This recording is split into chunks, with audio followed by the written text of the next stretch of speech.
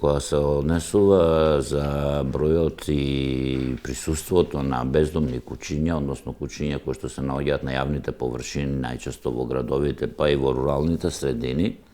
кои што се бездомни, односно за кои што нема утврдено собственик или собственик пре самата општина, проценка прави општината. Дури ние во оваа година преку годишната наредба за здравствена заштита на животните за 23 година имаме пропишено дека општините во периодот од март до јуни 2023 треба да излезат на терен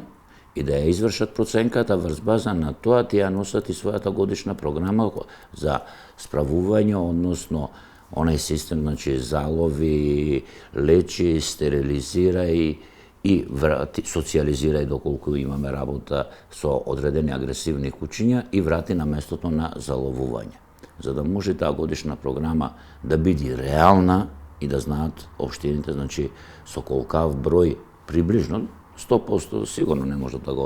да направат таа проценка, меѓутоа за да знаат со колкав број на куќиња